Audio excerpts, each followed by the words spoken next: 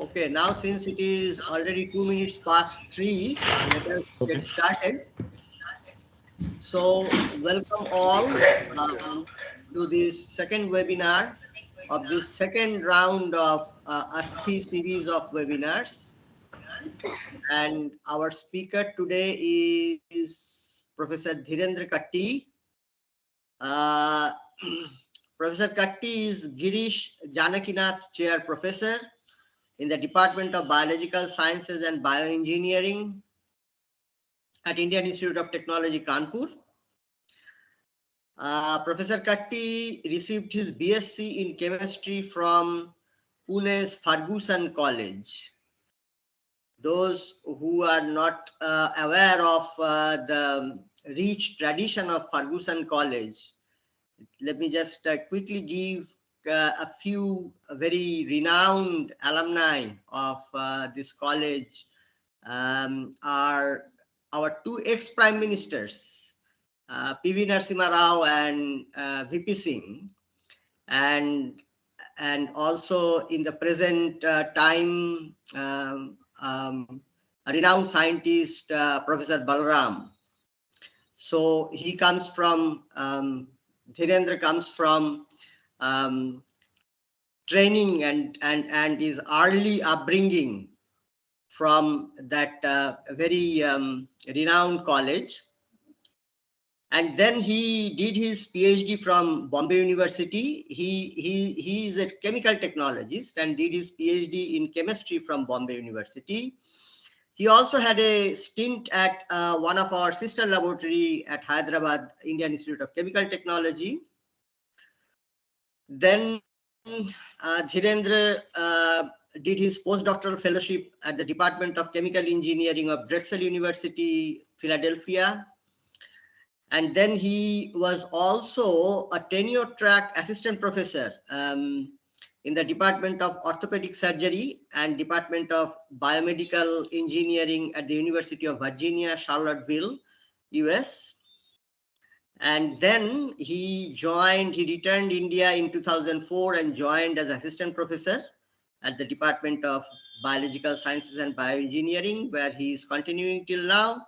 And as I already said, that presently he was head of the department from 2016 to 2019, and presently he is the chair professor at the same department.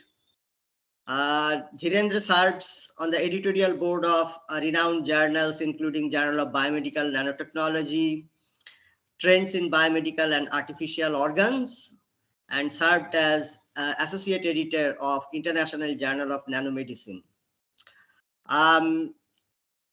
Before you start, Dhirendra, let me also inform you that you may, if you already know her, then it is, I'm just repeating, is Dr. Deepa Ghosh from Nanoscience Institute at Mohali, Chandigarh is also joining, who may have overlapping interest with your work. Okay, great. With this background, I would invite Professor Katti to give his webinar talk. Okay. Thank you, Navidya. Thank you very much for the invitation. First of all, I want to thank Navidya for starting this webinar series on bone and joints. I think it's a very nice initiative to bring together all people working in this area, like-minded people in the country, and I hope it flourishes and does not limit itself to the borders of India and goes beyond. So with that, I'll get started. Thank you very much again for the invitation. So today, my talk circulates around the tissue cartilage, and I have titled my talk as Moving Towards Improved Cartilage Health, Regeneration and Disease Modification. So our move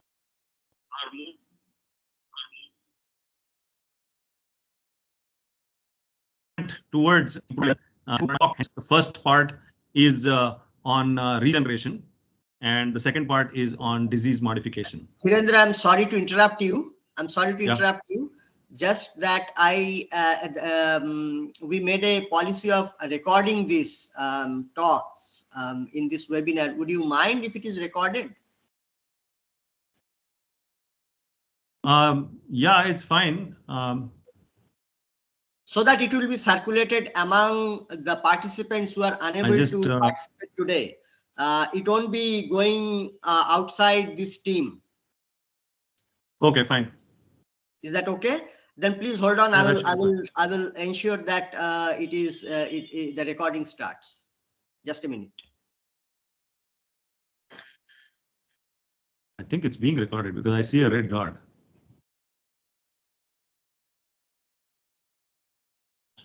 Just a minute. Just a minute. Sure.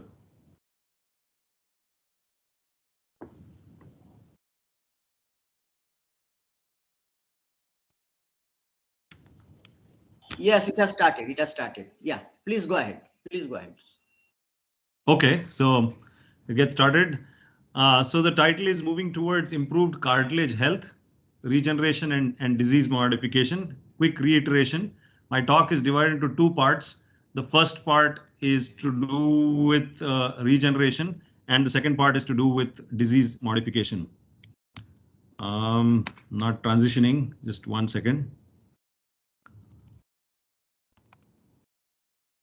Some issue.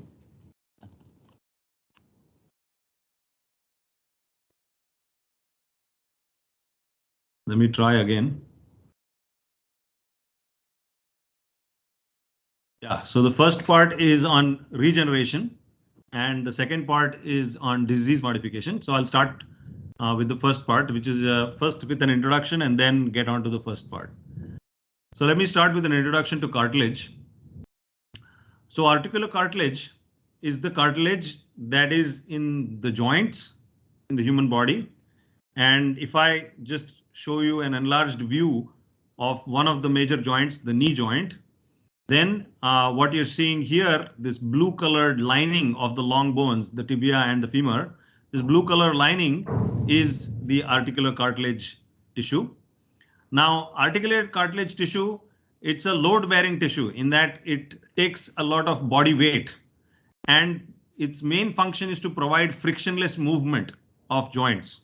So in some sense, it also acts as a shock absorber in that it takes on the weight but does not allow the two bones to touch each other. Now its main composition, its cellular composition is around 1 to 5%. And therefore it is largely made out of only extracellular matrix, which is 95 to even 99%. So it has mostly got extracellular matrix in it. So the tissue, interestingly, is mostly extracellular matrix. And if you look at the extracellular matrix composition, it is largely water, 65 to 80% water, and 10 to 20% collagen and proteoglycans 4 to 7%. So it is this composition which is facilitating the process of it acting as a shock absorber and providing frictionless movement in joints. Now, cartilage is one of those avascular, alymphatic, aneural tissues, fibrous tissue, which has a very small number of resident cells, particularly chondrocytes, and maybe very few progenitors. So this is the overall composition of articular cartilage. In that it's a very interesting tissue. It is avascular, alymphatic, and aneural, and I want you to remember this because this is the reason why there are some problems that come on later. Now, if you look at this is articular cartilage injuries. So damage to articular cartilage can come about from different sources. It can come about because of obesity, which is increasingly becoming a problem in all societies, not just the Western society.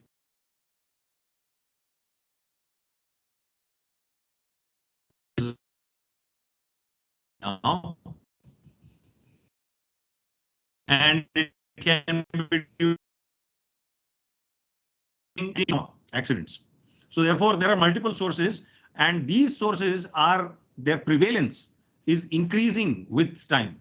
And as a consequence, I mean, the number of accidents, for example, if you look at only one source, trauma, the number of road accidents that one sees nowadays that affects any joint or causes a musculoskeletal injury is so enormously large that there is a strong need for, these sort of tissue injury healing in a certain proper way. So therefore, articular cartilage injuries happen, but unfortunately for us, articular cartilage, because of the fact that it is avascular, alymphatic, aneural, and further has got very small resident chondrocytes and still further small progenitors, it unfortunately does not have the capacity to heal very properly. It has a very limited capacity. And as a consequence, whenever you get healing, it's not proper. So therefore, now that with that backdrop, my presentation is basically representing our approach only in this area. However, I'm only presenting two examples, to be precise, two manuscripts. So in our approach, we have taken either a tissue engineering approach where we cause the regeneration of cartilage tissue, or in another approach,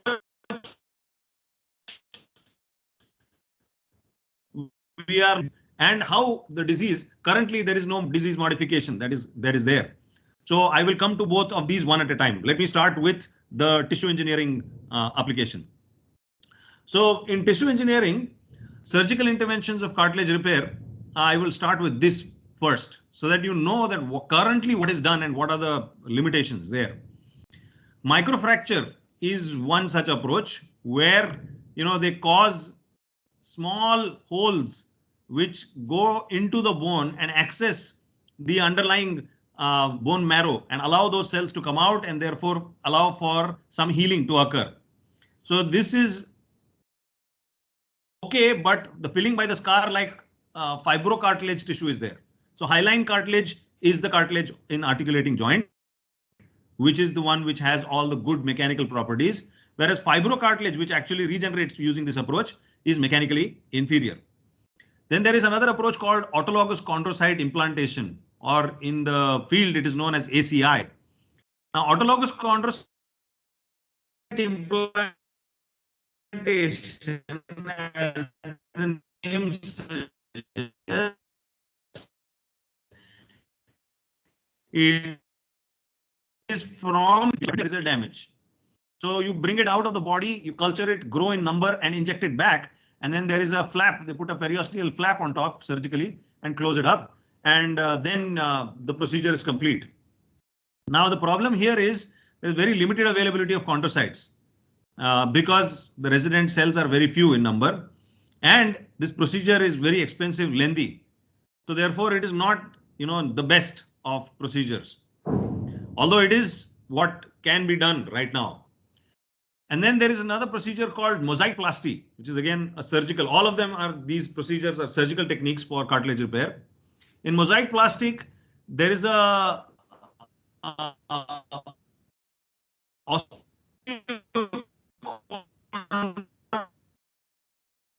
top little layer is cartilage, and this entire plug is taken out from one region and put into another, the region where there is a defect. Dhirendra, so here the problem is you have, Dhirendra, sorry. Yes. I think there is some network issue. If you continue presenting by turning off your camera. Okay, I'll do that. 1 second. Yeah, please try that, because there is interruption or at regular intervals. Okay, I have turned off my camera now. Okay, please continue. Let us see, because there already had been several interruptions. Oh, is it? Yeah. Let me see. Right. Is it better now? Yeah, it is better. You continue. Let us see. Okay, so then there's a third procedure called mosaicplasty, wherein these plugs are taken out from a healthy region of the joint and put into the region where there is a requirement. Now, the problem here is it causes donor site morbidity. That means you're creating a new wound problem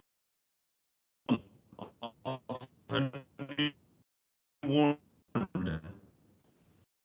And there is electrical plugs in the native cartilage. That also can be a problem. So therefore, all the existing techniques, are sort of having their own limitations.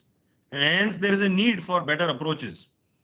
And tissue engineering has emerged in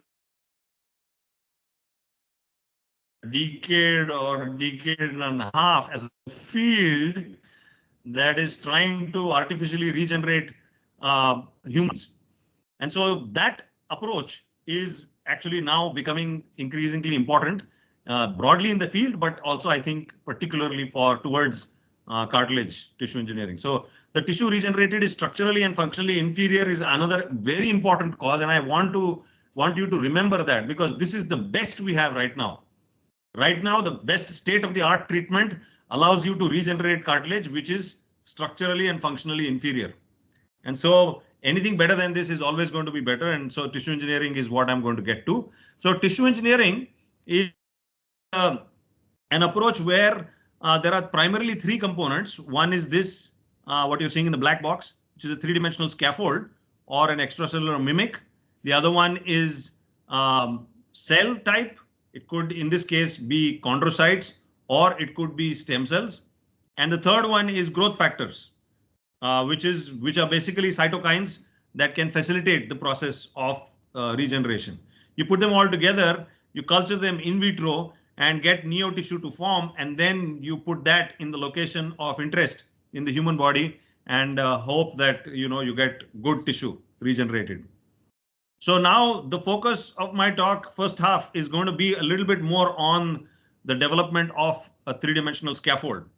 So scaffolds can also, in cartilage tissue engineering, there can be a variety of scaffolds. But first, what is a scaffold? The scaffold is basically an artificial three-dimensional matrix that provides transient support to the cells so as to facilitate the process of regeneration. And they actually act as an extracellular matrix, artificially provided extracellular matrix.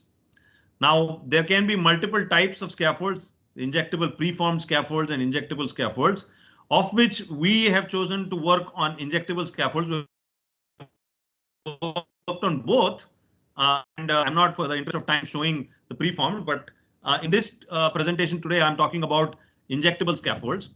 The advantage of injectable scaffolds is that you can do, using a minimally invasive process,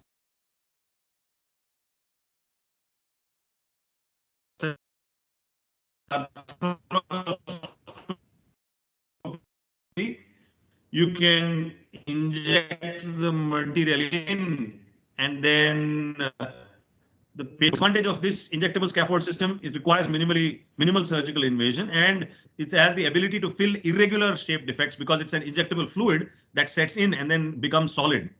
And then we do not rely just on the ability of cells to migrate and infiltrate, because there is a matrix, a three-dimensional scaffold provided alongside, which will help the cells. So this is a cartoon representation of what we are proposing. It's a hydrogel precursor along with cells, which will then let the cells come together with the hydrogel forming, and then eventually neo tissue formation and then tissue regeneration. So that's the protocol, that's the approach. Now, what is known is that the cells, they can actually feel their microenvironment. And this is an important thing in the context of cartilage. The reason being, cell therapies, since they can feel their microenvironment, I have a few points that I think I want to make as backdrop. So cell therapies hold great clinical promise, but regulation of transplanted cell fate remains a significant challenge.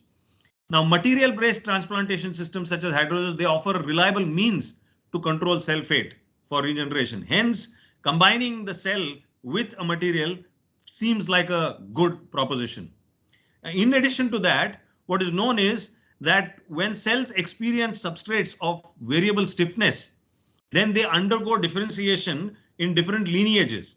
For example, here what I'm showing is a paper that appeared in Cell in 2007-6. This is a seminal paper by Dennis Disher's group, wherein they showed that if a mesenchymal stem cell is put on a substrate with stiffness of 1 kilopascal, it differentiates into brain-like neuronal cells.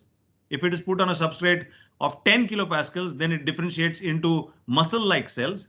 And if it's put on a substrate of 100 kilopascals, then it differentiates into bone-like cells. And their main rationale for that is that the cells can experience their native tissue-like stiffness, and that allows for them to go or differentiate into that particular lineage. So the lineage commitment is sort of defined by the stiffness of that the cell experiences. This is one point. In the context of cartilage, there is a contradiction.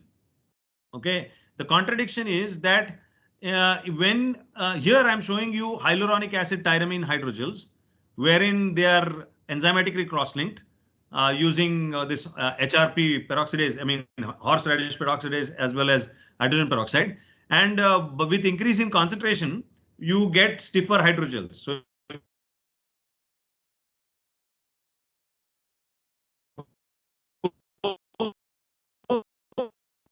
from 500 1000 is stiffer. And here, when these cells were cultured in these hydrogels, it was seen that safraninose staining was higher in the softer gels and almost absent in the stiffer gel, lower in the intermediate one and almost absent in the higher one. And similarly, collagen 2, which is a marker for cartilage, was also very high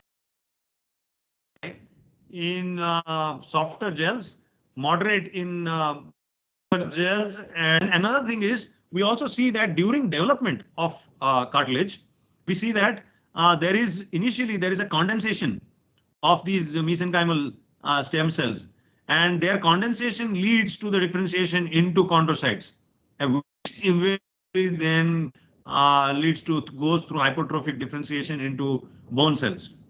So therefore, there is another important point about condensation.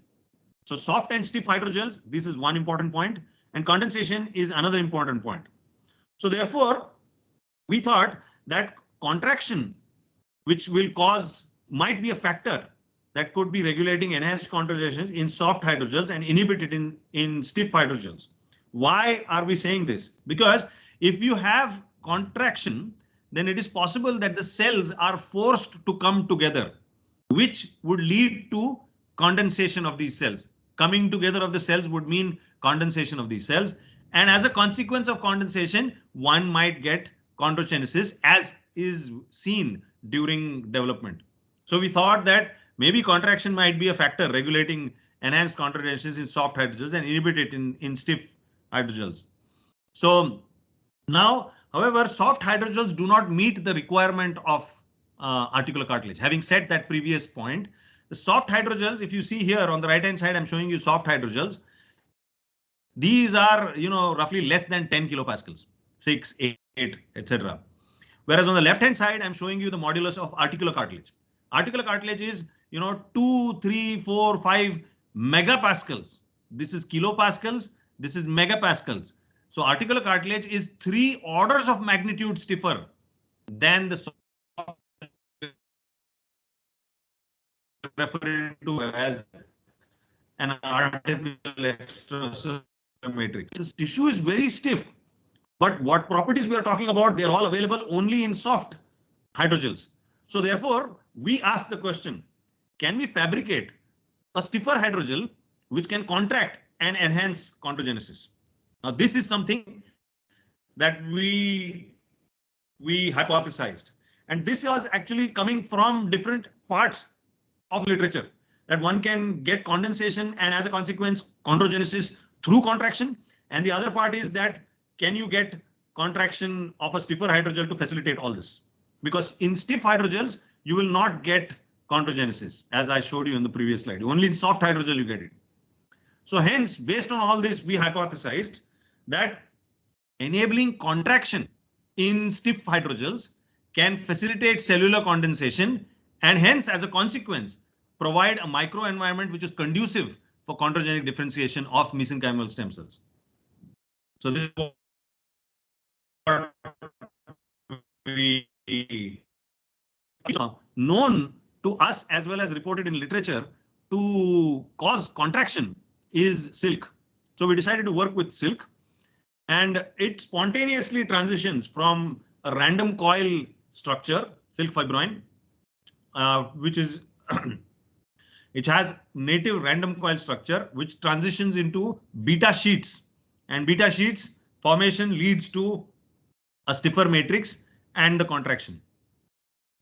So in our hypothesis, we said that if we use silk, then initially it will have a soft, it will be a soft hydrogel, and the soft hydrogel will facilitate lineage commitment of mesenchymal stem cells to chondrocytes, as has been reported. And then gradually with time, it will stiffen and contract.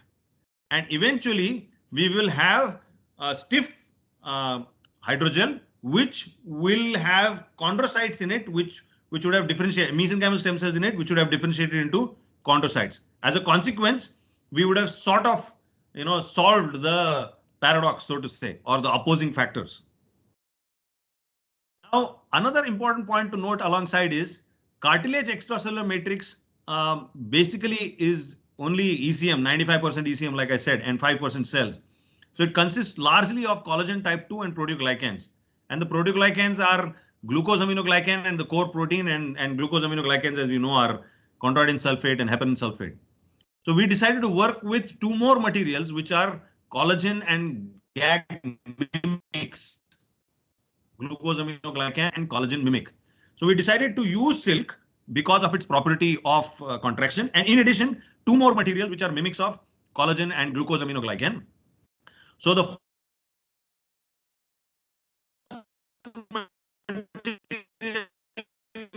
material we chose was carboxymethyl cellulose, which will provide elasticity, because once silk becomes stiff, it is sort of brittle material. So we wanted to incorporate some elasticity because cartilage tissue is resilient, as you know.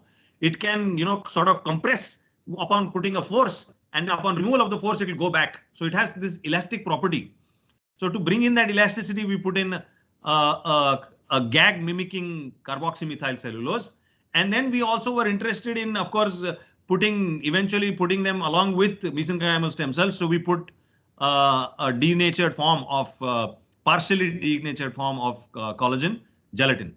So we chose these three materials, and then we chose an enzymatic cross-linking process wherein we used horseradish peroxidase and hydrogen peroxide. And then we got the system to form what is known as an interpenetrating network. So you have three polymeric systems: silk, fibroin, carboxymethyl cellulose, and gelatin. And these three will form an interpenetrating network. And the network looks as been shown here. So after cross-linking, this is how, the red lines are gelatin, the green lines are CMC, and the blue lines are silk. And this is how the network will form. Now, to facilitate temporal increase in stiffness and contraction, the silk polymeric chains were allowed to self-assemble. Since these two, carboxymethyl and cellulose as well as gelatin, were tyraminated, to make sure that we don't engage the silk into these reactions, we sort of used lesser quantities of HRP. You can see here at 0.25, and therefore, as a consequence, we restricted the tyrosine-tyrosine crosslinks in silk, which actually facilitated the process of it undergoing this transition from random coils to beta sheet formation, which is an important component in our hypothesis. So then the first job was take these hydrogels and make them in different ratios of silk. So we went from 0% silk to 30 to 50 to 70 to 100.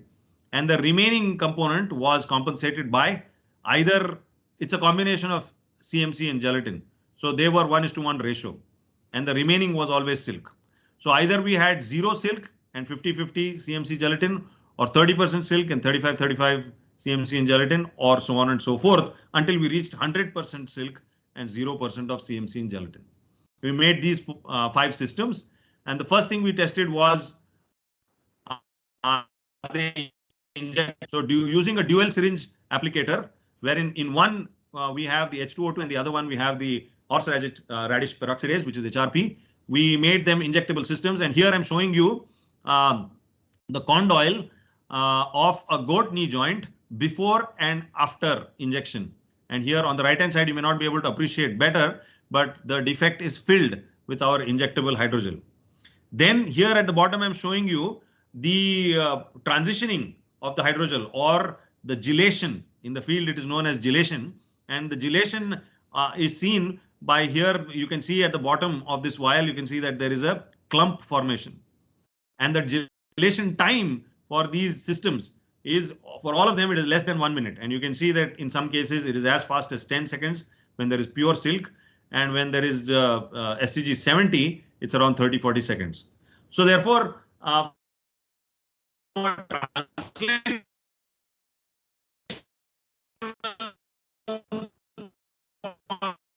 if you are thinking the clinician at some point of time, it will all gelate in less than 1 minute.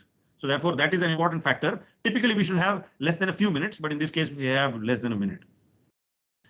Now, we wanted to test if this beta sheet formation is happening in SCG hydrogels or not.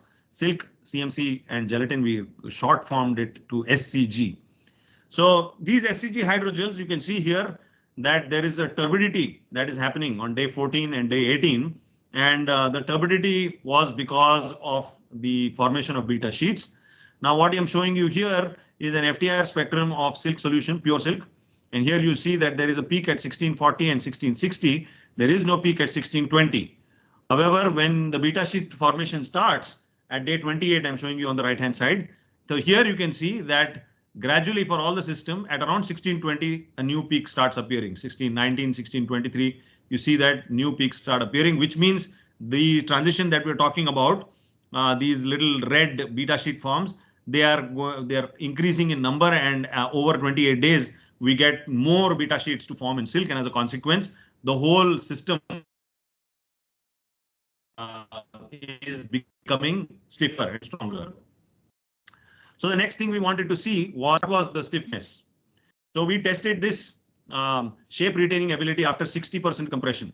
So we keep them in these two anvils, and you compress and then you release, relax. Again, you compress and relax. So you do this in multiple cycles, and therefore, after this cyclic compression testing, if the hydrogel has maintained its integrity, it means that it has, sort of met the requirement of resilience.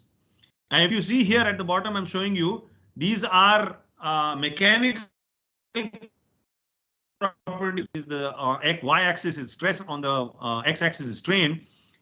And here you can see when there is silk alone, at day 1 and day 28, there is not much of a difference here. But as we, when there is no silk 0%, there is no much difference between day 1 and day 28. But as we increase the percentage of silk from 30% to 50% to 70%, the separation between the red line and the back line keeps increasing, meaning the red line is at day 28. If beta sheet formation has occurred, they have become stiffer gels, and therefore they become stronger. So these red lines indicate that the hydrogels have become stronger compared to the black lines, which are much lower. And this bar graph is actually showing what is the actual value. And you can see here over time, day 1, day 7, day 14, day 21 and 28, which means over 4 weeks, we get significant increase in the stiffness, suggesting that the beta sheet formation has led to improvement in stiffness, which is what we had originally thought about doing. Then dynamic increase in contraction. So while we were saying that, yes, we are expecting an increase in stiffness, but we had also said that there would be a contraction, which would eventually cause condensation. Contraction was the next thing that we wanted to see. So in the same image I'm showing you again here, if you see carefully, on day 1, the diameters are slightly larger than day 14 and day 28, suggesting that there is a little bit of contraction. The turbidity is because of the beta sheet formation, and the decrease in size is because of the contraction. And we actually, when we physically measured the diameter, if you see the y-axis, the diameter, the height, and the volume, all of them in the silk containing hydrogel, the black line is the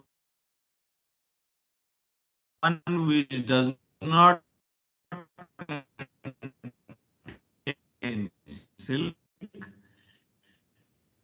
and all others as well as volume, overall volume, which means that the entire hydrogel, which is like a disc or a button shaped, has condensed and it is contracting.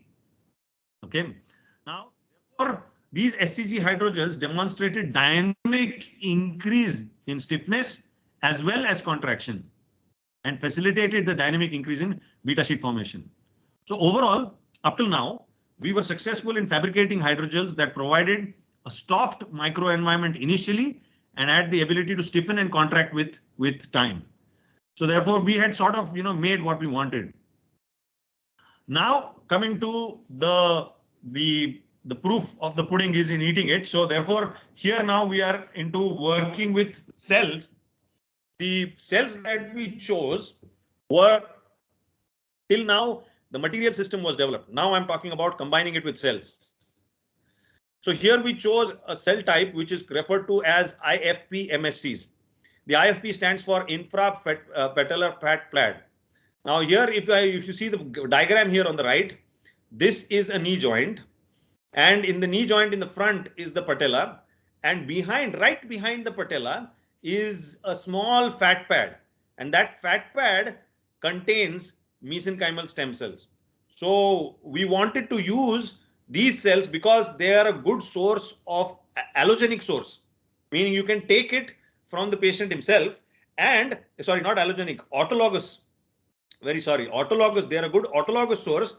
So therefore, you can take it from the patient himself, and more importantly, it does not cause morbidity. So therefore, it is a good source. And here, if you see the advantages, one, you can get high yield, in the order of 5 million cells per 20 ml of this IFP. And byproduct during arthroscopy, that means when you do an arthroscopy procedure, you can get this very easily. Then no long-term side effects of fat pad resection, means the entire fat pad if removed, there is no long-term side effect of it. And rapid isolation of stromal vascular fraction, which contains MSCs. So therefore, within few hours, you can actually do it on humans. So therefore, we decided to work with this cell type. Then the first job was to, sort of show that these cell types are actually capable of differentiation, and they are mesenchymal in nature, mesenchymal stem cells in nature. So we showed in a previous paper that these cells can differentiate into all 3 lineages. 3 lineages we chose for the purpose of musculoskeletal system. So oil red staining is for bone and alkaline. I'm sorry, for fat, and alkaline phosphatase is for bone, and alcine blue is for cartilage or chondrocytes.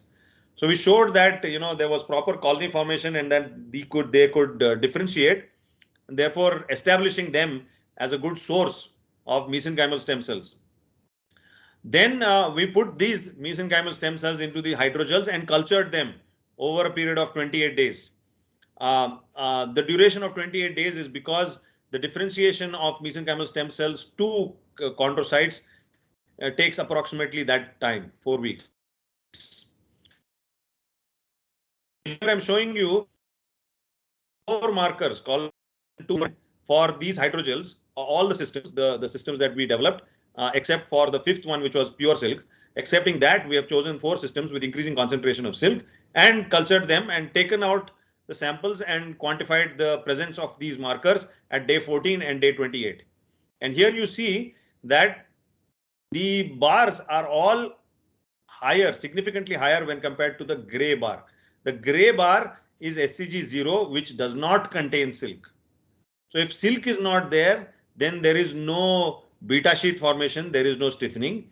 Further, if that silk is not there, then there is no contraction. And if there is no contraction, there is no condensation. If there is no condensation, there is no differentiation. So therefore, in the gray bars, all the values are very low, whereas in the orange, cyan and blue bar, all the values are relatively higher, which suggests that the presence of silk and its extent keeping on increasing enables a proper chondrogenic environment. Then higher deposition of cartilage ECM in SCG hydrogels. We quantified this by doing histology as well as immunohistochemistry. So on top panel, I am showing you histology of Alcian blue, safranin O, and picrocereus red. Picrocereus red for total collagen, safranin O for chondroitin sulfate, and Alcian blue for the same. So now here you can see that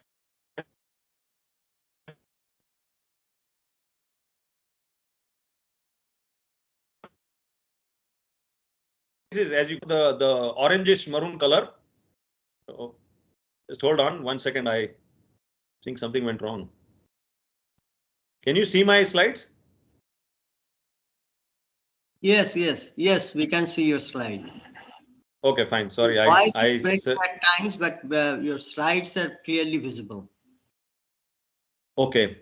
So here I'm showing you quantification of the extracellular matrix markers. And you can see that in the presence of the silk containing hydrogels, all the markers went up.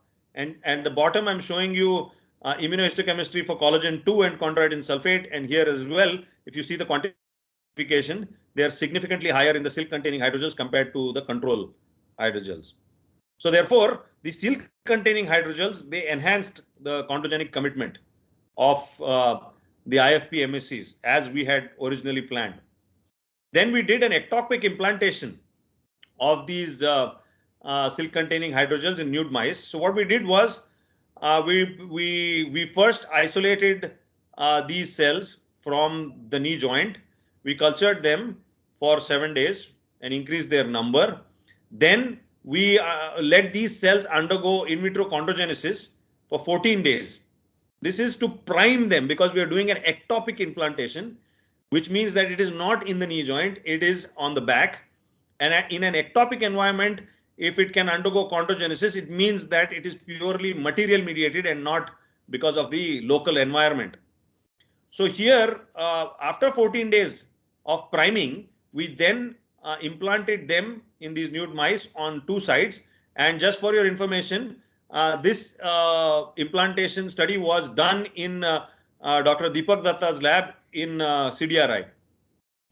So then they were kept for 28 days in that state. And after 28 days, we did the explantation. And then we took those hydrogels and characterized them. So here I'm showing you there in this study, we only took 2 systems, SCG0, that means which does not have silk, and SCG50, which had silk up to 50%. And here I'm showing you the same sort of histology and immunohistochemistry, 3 panels for histology and 3 panels for immunohistochemistry. And all of these show that the silk containing hydrogel showed a higher amount of chondrogenic markers, collagen 2, chondroitin sulfate, aggregan, etc. And at the bottom panel, I'm making a comparison with a goat cartilage explant, which is showing a gross similarity to the goat cartilage explant. And on the right hand side, I'm showing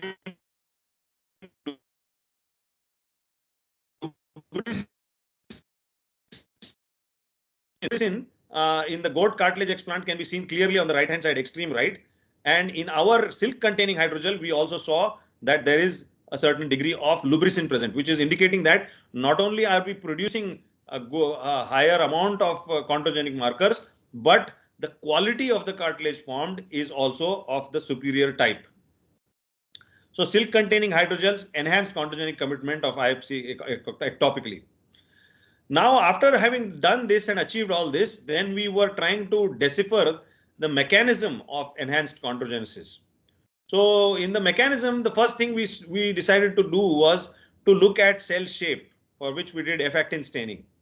In the cell shape, if you see here, SCG0 is more elliptical, in nature. Whereas if you see the silk containing hydrogel, they are more spherical. As you go from left to right, they become more spherical. And this is the bottom one is a quantification of the same. So the cell aspect ratio in SCG0 was significantly higher than the ones in the silk containing hydrogels, both at day 14 as well as at day 28. And here I'm showing you cell shape index. Here again, cell shape index is also an indication of whether the cell is oblongish or whether it is more spherical. So again, this is another parameter which can be used. And here we show that again, silk containing hydrogels, they had the cells which were more spherical. So contraction in the silk containing hydrogel restricts the cell spreading and allows cells to attain chondrocyte-like round morphology. This is what we inferred from this data.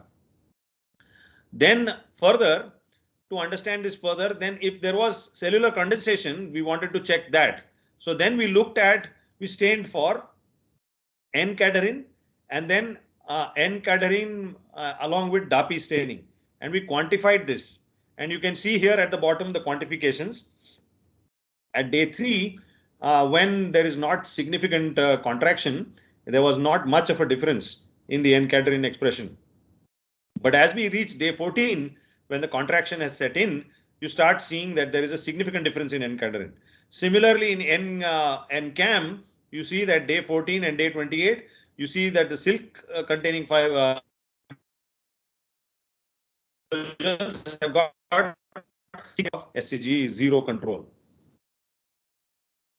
Therefore, the contraction in the silk containing hydrogel facilitated cellular cartilage development that I showed you in the beginning. Then we wanted to further delve into the mechanism. Now in the mechanotransduction pathway, it is known in literature that cell spreading can be influenced by Rho-ROCK as well as YAP pathway. So here I'm showing you on the right hand side, in the graph you can see the relative mRNA expression of on stiffer and softer hydrogels. The white bars are 4 kilopascals, which is softer, and the black bars are stiffer hydrogels.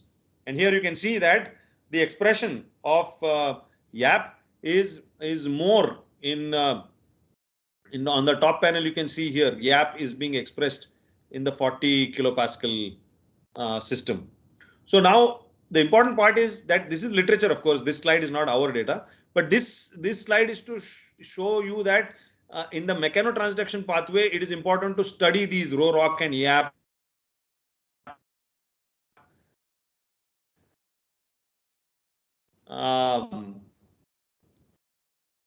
components.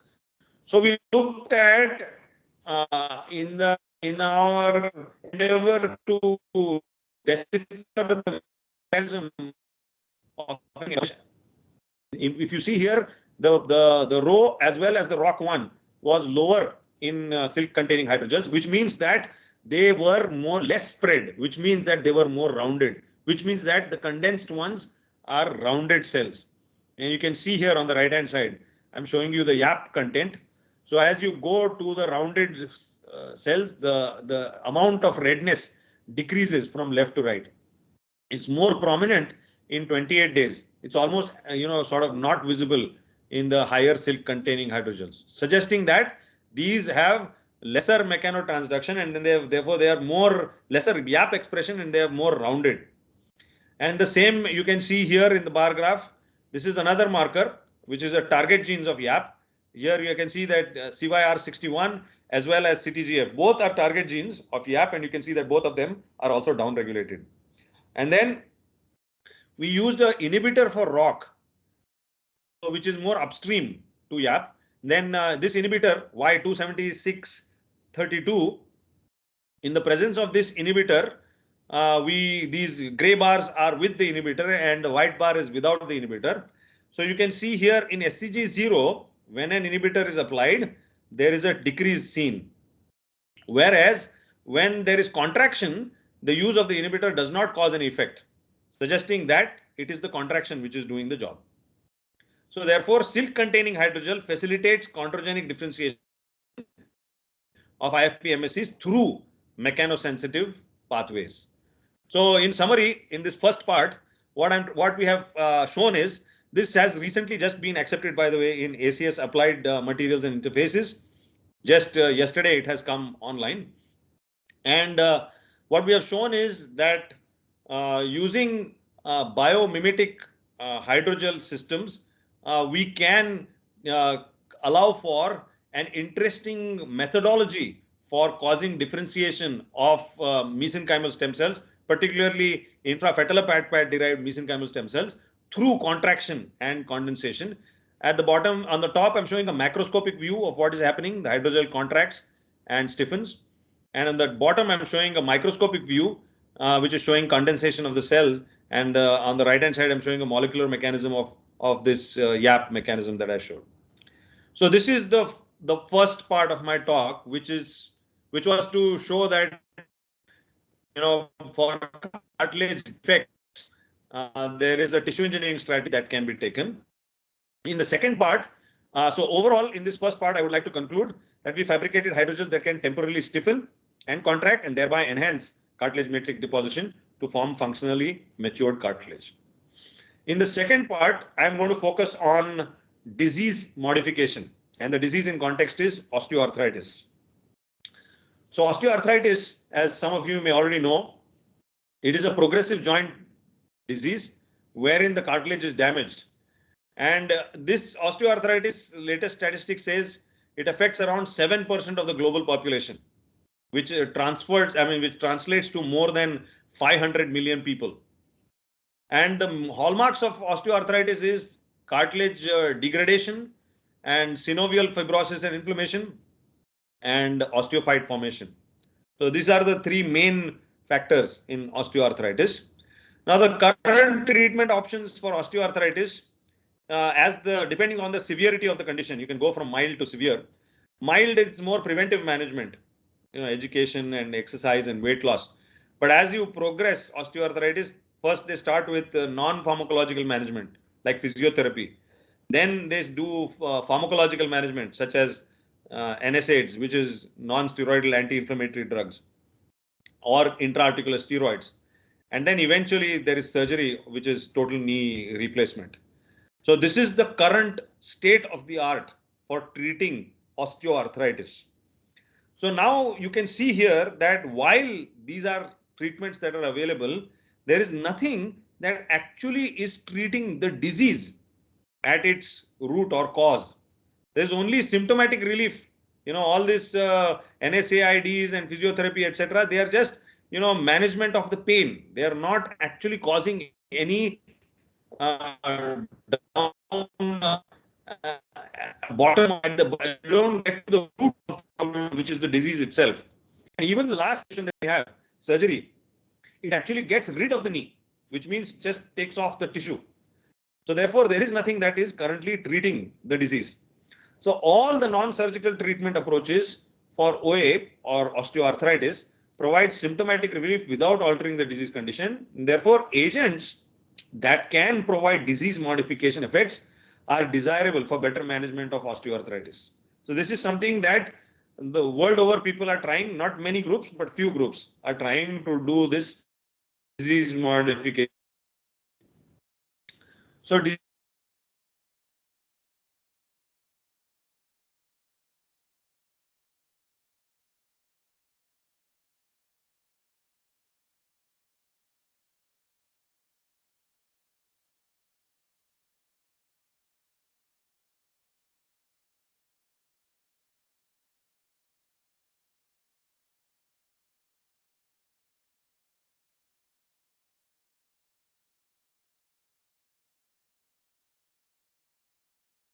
Are you muted, Dhirendra?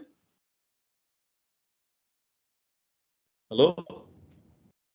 Now we can hear you. Sorry, I'm having a little bit of an internet issue. Yeah. I'll just reshare my slides. Yeah, please.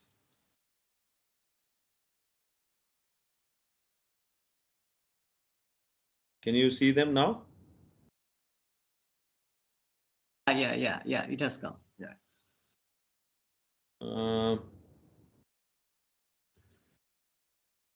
Yeah. You can see. Yeah. Please continue. So these disease modifying osteoarthritic drugs, they are primarily either to halt or revert progression of osteoarthritis. Currently, there are no licensed DMOADs. So that's an important point to note. And potential targets for these DMOADs are the ones in blue boxes. They are either joint metabolism, inflammation, senescence, or bone cartilage crosstalk. And we are targeting all these four. However, in the interest of time today, I'm only showing joint metabolism. So joint metabolism, the importance of joint metabolism is that, interestingly, all the phenotypes of osteoarthritis, whether it is age-driven phenotype or cartilage-driven phenotype, all the 6 phenotypes that are available, metabolic phenotype, traumatic injury phenotype, subchondral bone phenotype or synovitis phenotype. So many types are available. All the 6 types, they all involve joint metabolism. So evidence suggests that metabolic alterations are associated with all the 6 OA phenotypes. And further, metabolic alterations in the joints, that is something that we can possibly then target. Now, disruption of joint homeostasis. What happens in osteoarthritis is, on the left-hand side, I'm showing anabolic factors, and on the right-hand side, I'm showing catabolic factors such as cytokines, aggreganases, and MMPs, or matrix metalloproteases. And eventually, because of these reasons, maybe obesity or aging or poor diet or lifestyle choices, there is basically a negative influence on metabolism of the joint, or joint metabolism gets disrupted. So therefore, as a consequence, you get metabolic reprogramming, which shifts or tilts this balance in favor of catabolism. And as a consequence, this disease actually you get a degenerative condition. And hence, and further to add to it, the tissue does not have enough cells. It is largely made out of extracellular matrix. So therefore, you get into, it does not have the capacity to heal, so it gets into a degenerative process. Now here we hypothesize that restoration of this altered joint metabolism might be a potential strategy for developing disease-modifying treatment approaches for osteoarthritis. So this is our hypothesis for the disease modification. So we can bring back the joint homeostasis, and as a consequence, you may actually be able to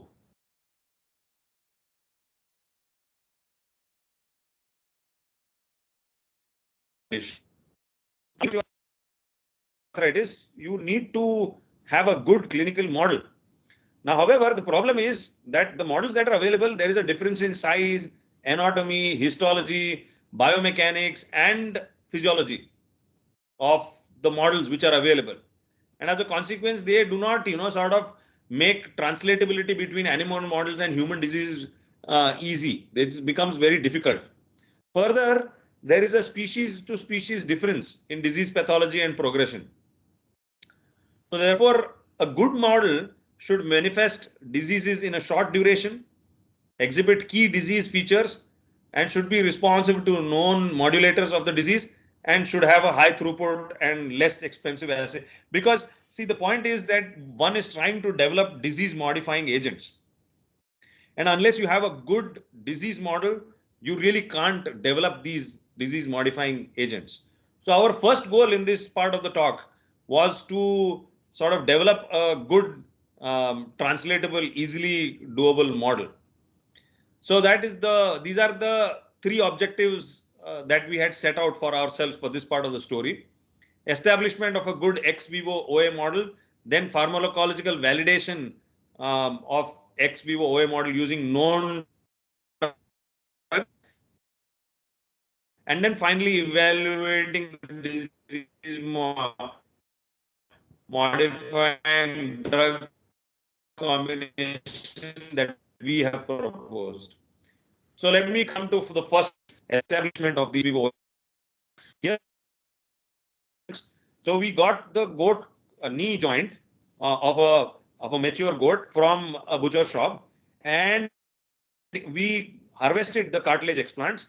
Then we treated them with a cytokine IL-1 beta in 2 concentrations, 10 and 20 nanograms per ml. Treatment went on for 16 to 18 days. And then we characterized at the end of it whether these explants were having osteoarthritis type like markers or not, such as ECM degradation, inflammation, senescence, and hypertrophy. So then with IL-1 beta, 10 and 20 nanograms, here we can see safranin O staining.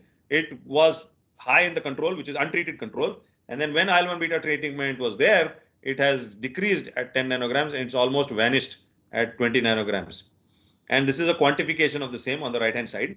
You can see there is a significant drop in safranin O. And here at the bottom, I'm showing you S-GAG release as well as total collagen released. That means these explants, if they are undergoing the IL-1 beta is having any effect on these explants, then they will release the degraded components, and the degraded components would be extracellular matrix components, which is either collagen or sulfated GAGs, which is a proteoglycan component. Because the extracellular matrix has only two components, collagen and GAGs or proteoglycans. So here you see on the left hand bottom, there is a increase in the amount of SGAG released, and here you can see on the right hand side, there is an increase in the amount of collagen released, suggesting that there is a degradative effect of IL-1 beta on these explants. And here I'm showing you increase in MMP13.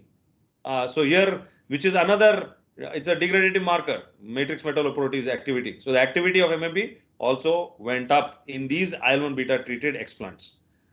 Now, after having done that, we looked at immunostaining. Here I'm showing you for two, chondroitin sulfate and collagen 2. Chondroitin sulfate, you can see that there is sort of no change or slight decrease. Whereas in collagen 2, you can see that in the quantification, and then you see a drop on the right hand side. Whereas in collagen 2, you do not see, because the total collagen content is so high that there is no significant difference observable. You can only see the released collagen, as I showed on the previous slide. The degraded collagen that gets released from the explant, that is reasonably high. The actual resident collagen, you can't tell any difference. But nonetheless, we saw a difference in the chondroitin sulfate clearly. So then we looked at degradative markers such as MMP13, and here you can see MMP13 has gone up. The quantification is shown on the right hand side, and if you see the immunohistochemistry, the pink dots, they show up in larger amounts after IL-1 beta treatment. And ADMTS4, which is another important degradative marker, which is a disintegrin and metalloprotease with thrombospondin motifs 4. That is the long expansion of ADMTS4. And you can see that the pink color dots are increasing with IL-1 beta. And on the right hand side, you see a quantification of the same, suggesting that the degradative markers are also going up with when these explants are treated with IL-1 beta.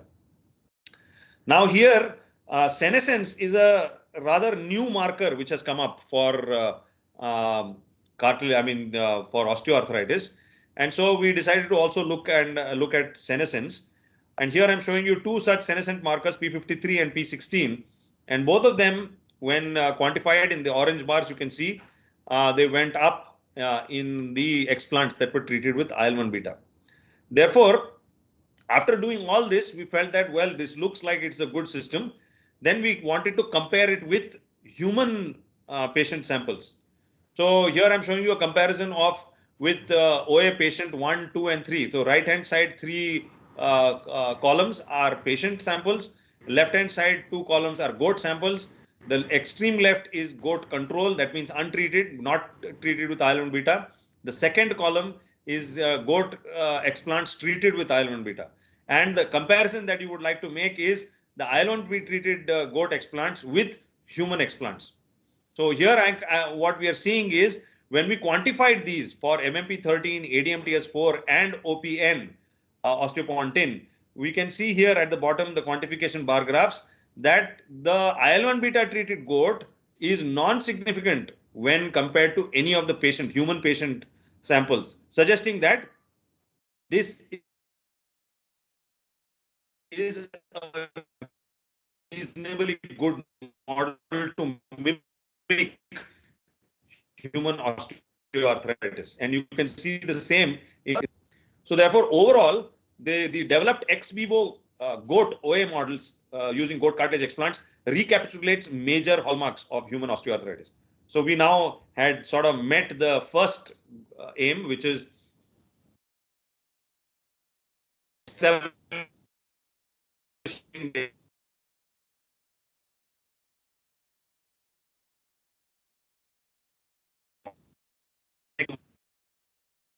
drugs, 3 currently investigated DMOADs, which are reported in literature. They are celecoxib, BMP7, and rapamycin. Although we did all the 3, I'm only going to show you one drug because of the interest of time. Celecoxib is a non-steroidal anti-inflammatory drug commonly used for OA treatment and is known to reduce cartilage matrix degradation. So this is the treatment strategy that we followed. We isolated the explant on day D0. We acclimatized it for 2 days till day 2. Then we treated with IL-1 beta for 4 days so that we get our OA explant model. Then to day 20, 14 days, we treated with IL-1 beta and celecoxib, which is the drug. And we wanted to see if the drug effect is there. So here I'm showing you histological staining of safranin O and Alcian blue. And here you can see that the control had good safranin O staining. When you treat with IL-1 beta, it's completely gone. Then when you treat with celecoxib, low concentration, 0.1, it is partially rescued. And when you treat with 1 micromolar, it is almost fully rescued. Same sort of an effect is seen even in Alcian blue staining. Then biochemical estimation of the released ECM components. Here you can see that IL-1 beta significantly causes an increase, which is the model of osteoarthritis, whereas celecoxib 0.1 partially rescues and 1 micromolar fully rescues. And this is most comparable. Then here cumulative oxygen release also increases with IL-1 treatment, partially rescued with 0.1 and almost fully rescued with 1 micromolar. So therefore, the explant was actually responding to these drugs.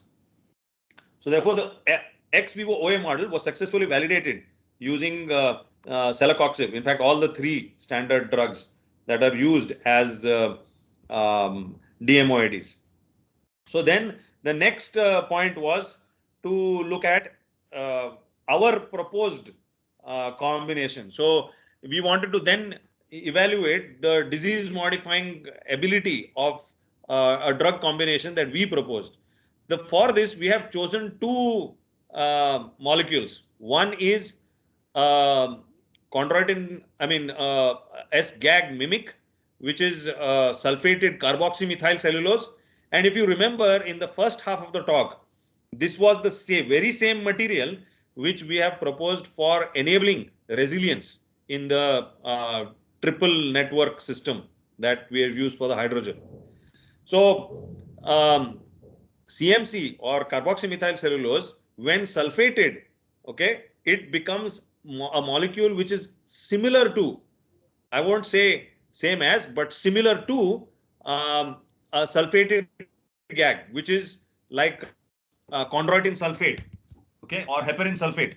And therefore, we decided to sort of take that molecule and sulfate it and then use that towards the treatment, because sulfated GAGs are known to promote chondrogenesis. So hence we chose sulfated carboxymethyl cellulose. Now further, we chose a endogenous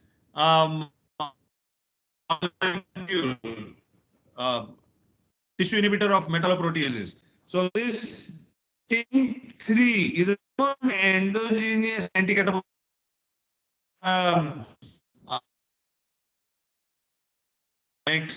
so this is TIM3 for the treatment of osteoarthritis. Now, rationale for selecting TIM3 is that this TIM3 is an important physiological inhibitor of ECM proteases. It is the only endogenous inhibitor which efficiently inhibits both MMPs as well as aggreganases. You have inhibitors either of MMP or aggreganase. You don't have any molecule that inhibits both, and TIM3 is the only endogenous inhibitor of both. Now, dual inhibitory activity of TIM3 makes it a potential DMOID. TIM3 is poorly explored in OA research because it has extra, and that actually does not allow the usage of TIM3 in OA treatment. So therefore, what is known is another point in literature that when TIM3 is in the native setting in tissues, when TIM3 is available in the extracellular, when it is secreted as a protein, that time it can actually associate with sulfated molecules or sulfated proteoglycans like chondroitin sulfate and heparin sulfate. and it by virtue of the electrostatic interaction between TIMP3 and the sulfate SO3. So therefore, based on this, this was another reason why we chose to sulfate carboxymethyl cellulose. So we sulfated carboxymethyl cellulose to make it a gag mimic, and also because it can interact with TIMP3, and as a consequence, the shortcoming that TIMP3 has of limited extracellular residence time can be overcome by virtue of its interaction with sulfated CMC. So here, how to increase extracellular residence time is what I'm showing. So heparin sulfate and chondroitin sulfate selectively increase TIMP3 levels in the matrix. Therefore, we hypothesize that synthetic glycan mimetics such as sulfated carboxymethyl cellulose may enhance extracellular resistance time and subsequent activity of TIMP3. So we chemically modified carboxymethyl cellulose to incorporate the sulfated groups, and then the semi-synthetic glycan mimetic was explored in combination with TIMP3. Now, effect of the combination of TIMP3 and SCMC on ECM retention is what I'm showing now. So here, this is showing two markers, chondroitin sulfate and aggrecan. For TIMP3 alone or for SCMC alone as treatments, you have to see the quantifications at the bottom to appreciate better. So IL-1 beta treatment is for causing the osteoarthritic condition, and then the drugs used individually and the drug used in combination. So the combination is what we are proposing as better than either of the drugs, because TIMP3 is the effect of TIMP3 is of course important, but the residence time is increased by virtue of the presence of SCMC. Hence, we are proposing that the TIMP3 effect would be enhanced in the combination. And lo and behold, that is what we observed. Chondroitin sulfate fluorescence intensity, if you see here, IL-1 beta, of course, it will be down because of an osteoarthritic condition. But when you treat either of these alone, you do get some amount of rescue. But when you treat it as a combination, it is even better. Similarly, aggrecan fluorescence, a very similar effect was observed. Now, if you look at the effect in MMP13 expression, here again, we see that MMP13 goes down, degradative effect goes down,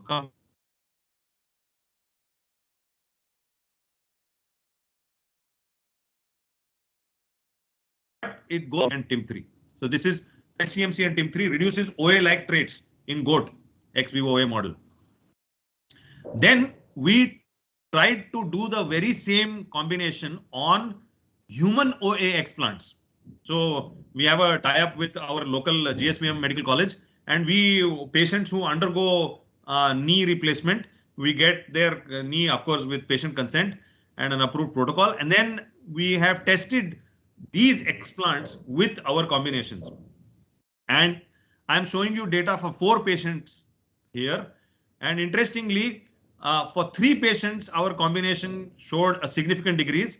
You may feel that, oh, well, it looks like it's a very marginal decrease, but actually it is a very significant decrease, because to get this decrease, a patient has to be treated for months and sometimes even years, to sort of get this sort of a difference. But it's also important to note that out of the 4 patients, 3 showed the difference. 4th patient, although there was a decreasing trend, the statistics was not there, meaning it was not significant. But nonetheless, we saw that there was a trend. So then we wanted to see the effect of SCMC TIMP3 treatment on MMP3 expression. And here I'm showing you again, in the interest of time, only for 1 patient. So the combination actually showed a significant drop in MMP13 for the human patient explants. So therefore, with this, we feel that the treatment of the combination of SCMC and TIMP3 is, can sort of partially at least reduced OA in human OA. And you have to bear in mind that we are treating for a much shorter period. Chronic conditions such as osteoarthritis, they are treated for years, months and years. We are talking about only a 14-day treatment, a 2-week treatment. If this can cause this much of an effect, imagine what will happen if you treat it for longer time. It will only improve further. So in summary, for this part, development and validation of an ex vivo OA model that mirrors human OA training of disease-modifying osteoarthritic. We have has been recently, communicated. It is under revision right now, and development of a combination of drugs that showed OA disease modification in goat ex vivo OA model and human OA cartilage explants. This again has been written up and is going to be communicated soon. So overall conclusion for my entire talk, we're working towards the improvement of cartilage health in general. One strategy is taking tissue regeneration. Another strategy is looking at disease modification. And in the tissue regeneration part, we have enhanced the chondrogenesis in stiff hydrogels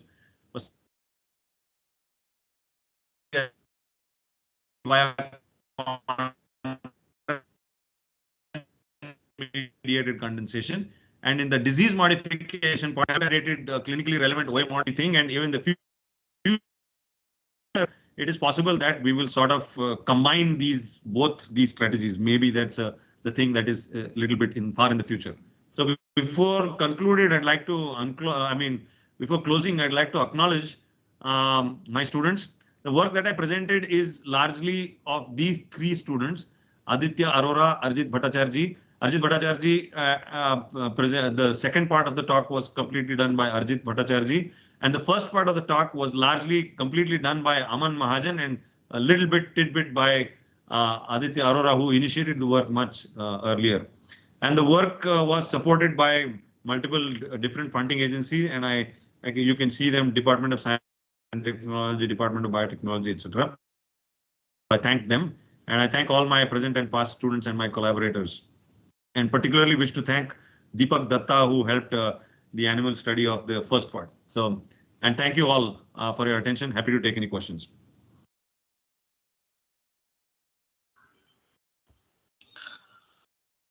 Okay, wonderful.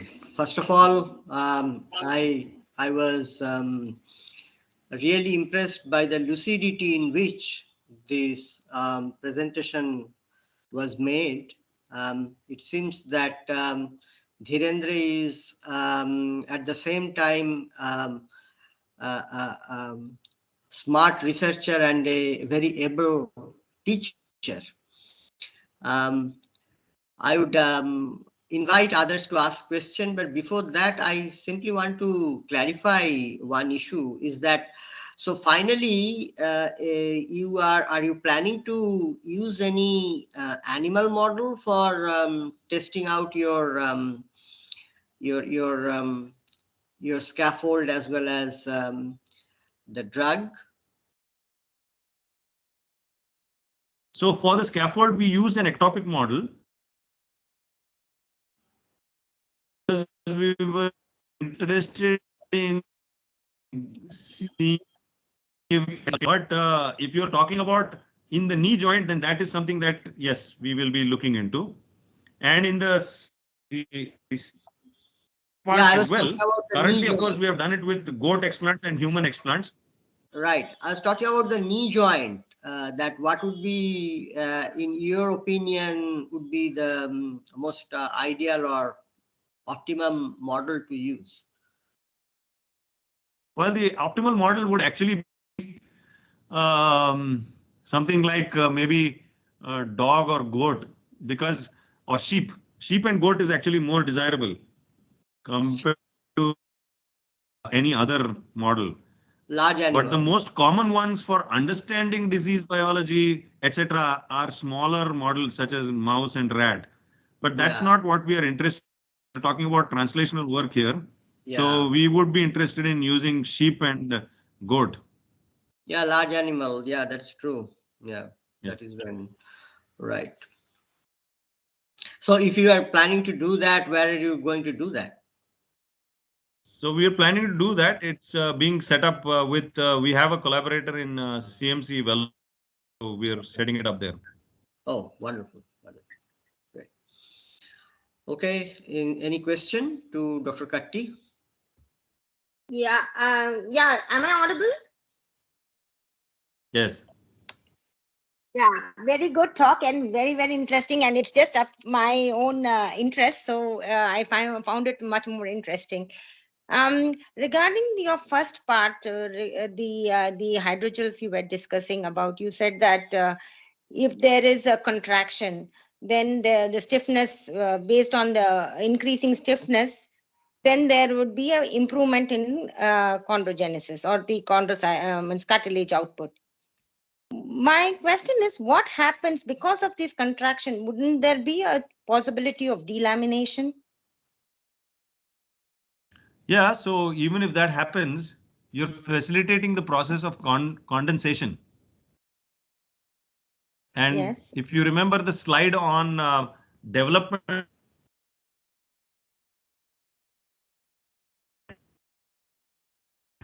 when cartilage forms for the first time, differentiated into cartilage or chondrocytes, and then they further undergo differentiation through the process of hypertrophy to form bone. So the condensation process that happens during development, which we have mimicked. So delamination is a given. I mean, that's okay. It need not be attached to the surface. It will just condense. No, I meant after implantation, what would there be a delamination? Okay, and is there any difference in your pore size, which besides okay, your that way. Yes. No. So let me answer that question, and then you can ask your next question. I sort of did not understand that question. So what you're saying is, after you inject the hydrogel, if it contracts, will it just come off from the yes, knee joint? Is that what you're saying? Right. That's what. Yes, that's exactly what. Okay, so this, yeah, okay. So in this case, what we have seen is when we injected model,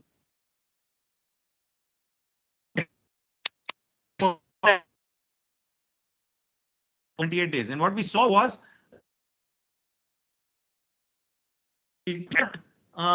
sort of separate away and contracting, but tissue is sort of attached with it. So when we at 14 days and 28 days, when we took sections, there was no gap. It was sort of integrated. So which means that it cannot just come off. Okay. And regarding this, the second part of it, where you're talking about disease modification, you had shown that IL-1 beta is, giving the same symptoms as you would see with the osteoarthritic condition. So if that is true, then what happens to the like you have shown 14 days that there is a reduction in MMP13 and other factors. How would you propose to give these drugs into the patient in the case of if you want to modify? Is it like a local application intra-articular injections? Intra-articular. Yes, intra-articular injection. And what would you think the time frame would be between the injections? Is it like 1 week, 10 days, or is it, because you are saying that using a sulfated CMC, we can keep it for a longer time, the TIMS? Yes. No, I mean, we haven't standardized that part, but I mean, we'll have to give repeated injections. But we expect that this is what we have done is for a very short duration. I mean, it's only for 14. Oh. Okay. Thank you. I think I will touch base with you over, directly, so that I have some clarity. It is bound to give much better results. Okay. Can I ask a question? Yeah, please. Mohan, please go on. Yeah. I would request Dr. Ghosh to turn off the video. Good.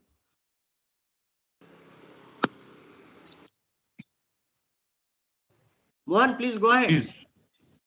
Yeah, actually, I'm on mobile. I don't know why the video is not working. But can you hear me? That's okay. Yeah. That's okay. No problem. Yeah, I can hear you fine. Dr. Dhirendra, very good talk. I just wanted to ask, you are checking only for cartilage regeneration, and what about subchondral bone? This your hydrogel will work for subchondral bone or other bone structures? No, so yes, that's a good question. So right now what I've shown is only cartilage. Okay. Yes, I mean, is in the introduction slide for this part, the subchondral bone is also getting affected. So osteophyte formation is there, and there is remodeling of the underlying bone. So yes, that part is also there, and we have a plan to target the bone part as well. But Yeah, because you said stiffness is also there, so maybe it may be useful for bone also. calcified cartilage, and then we will come to the bone, and then we are talking about integrating the whole thing together and making a regeneration component, which is cartilage on top has got calcified cartilage in between and bone at the bottom. Okay, yes, thank you. Sure. I am done, Dr. Chattopadhyay. Yeah, is there any other question? I have a question. Please, Hello. Please. Yeah, hi, Dr. Katti. This is Dr. Rupesh. So basically, it's very nice, interesting study. I was only concerned with the immunological aspects of the explant which you have made for your those for that the first study. So since it has been only done in I think nude mice. So what about the immunological aspect? Are these I didn't hear the whole question. hydrogels? So actually, I was interested in, or maybe anyone before going on for any in vivo studies, we have also to look for the immunological aspects, because these hydrogels are containing proteins. The cell proteins are there. So are they basically, are they going to be activating the immune system? Can we transplant them directly, or these hydrogels are somehow? So this is the question which I'm basically from an immunological point of view, I'm interested in. Did you get my question? I got it, but I think it has to do with immunological aspects of the hydrogel, correct? Yeah.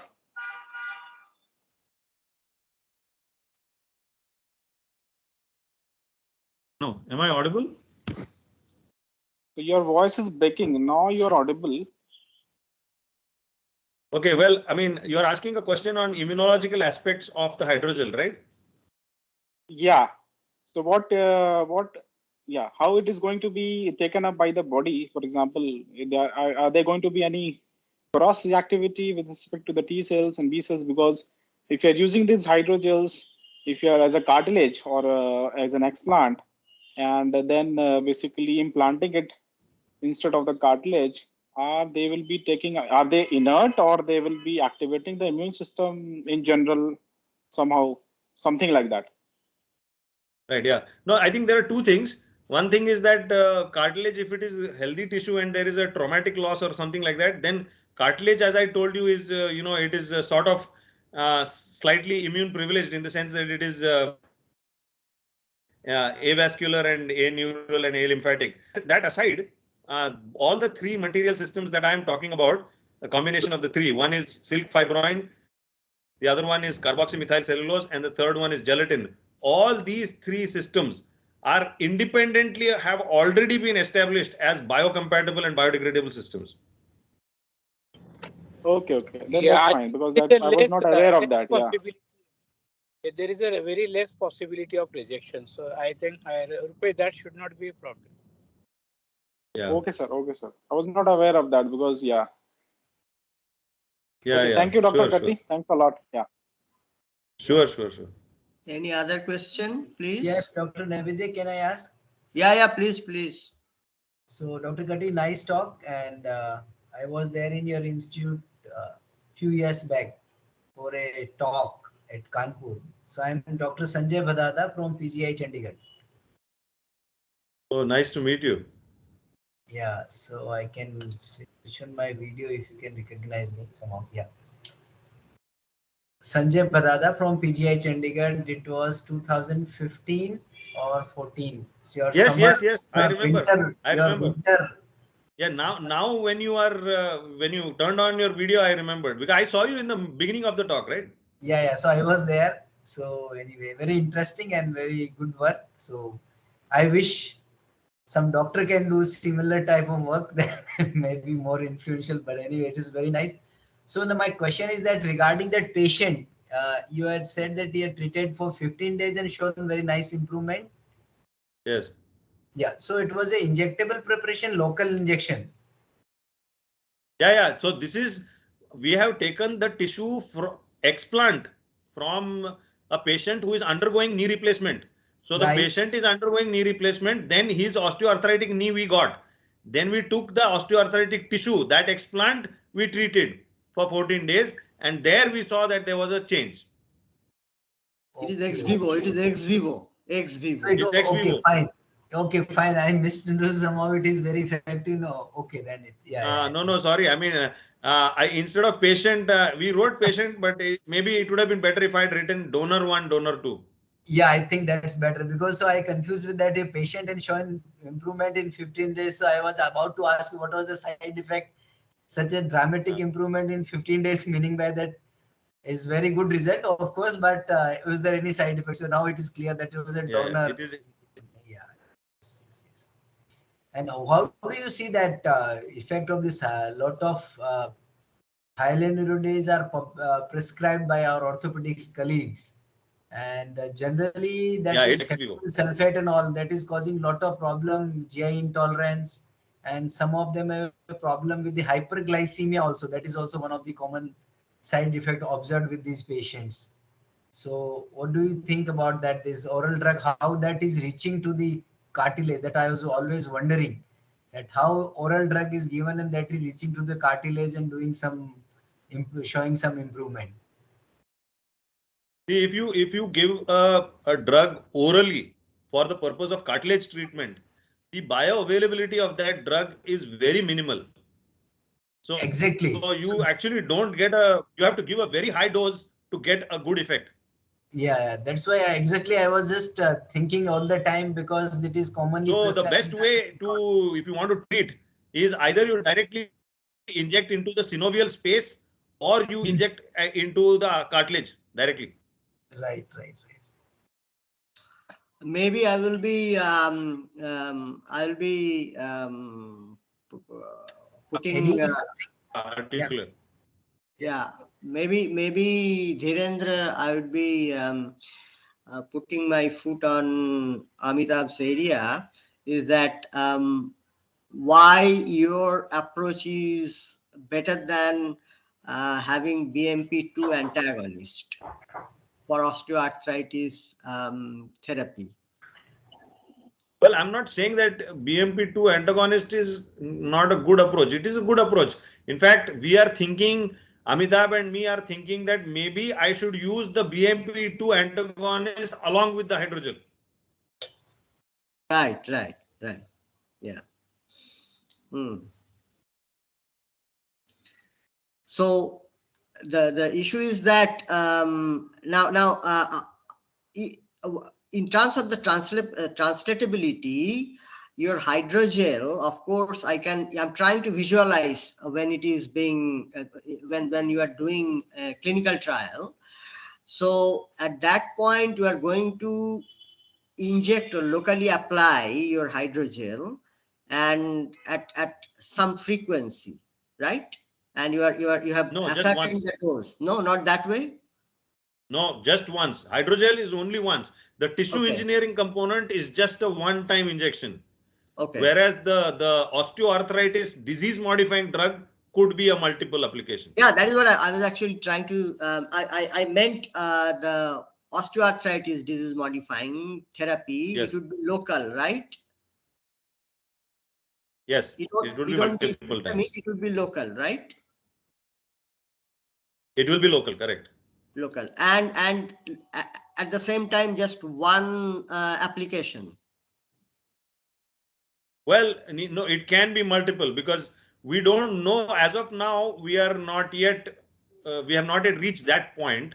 Another aspect is that we are also trying to develop a drug delivery system. Okay. So there is another project which we have initiated, which is taking these disease modifying agents and encapsulating them in nanoparticles and putting them there. Then they will sort of deliver over a period of time. So there we can reduce the frequency of injection. Instead of having every month, maybe we will have once in 3 months or once in 4 months. Then that is much better because the patient has to come only once in few months.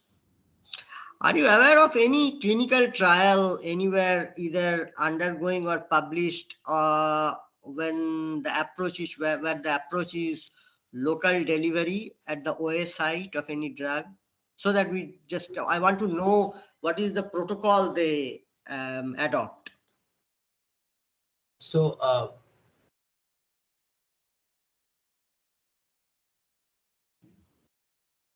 Dr. Nevedya, actually, I think Dr. Katti is not, his video is freeze for some time, it seems. Right, so, right. In fact, we are trying the teriparatide in nano formulation, actually. The lipid-based nano formulation. Local for osteoarthritis. I can shut my video off. Yeah, please. Yeah. HA is also being given. Can you hear me? Hyaluronic acid is being given. Yeah, I can hear. Yes, we can hear you. Yeah, please. Yeah, please, Dhirendra. Yeah, so I mean, to answer Nevedya's question, so the delivery systems are not there in clinical trials as yet.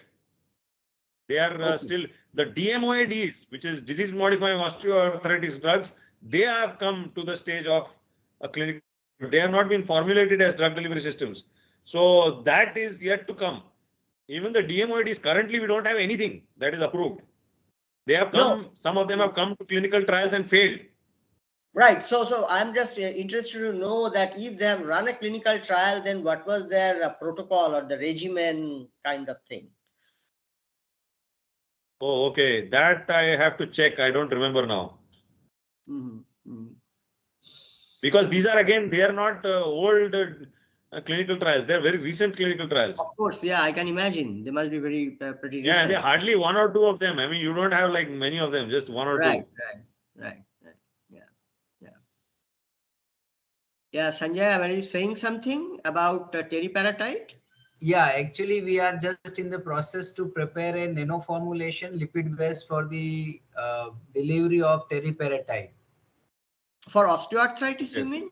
No, for the osteoporosis, not for the osteoarthritis. Yeah. Okay. But I just thinking for osteoarthritis also, if you can, something is available, local application in and around knee, that might be useful actually. Can reach to that. I think he's working on that. Yeah. If there is no more question, then can we again thank Dhirendra for this wonderful presentation, and looking forward to collaborating with you. I'm sure people from this platform would find him to be a potential collaborator. It is useful. This is the whole purpose of this presentation, is to allow a platform where the networking among the researchers of bone and joint field will shake hand. So thank you, everybody, and we will again meet here 2 weeks from now. Okay, thank you, Nevedya.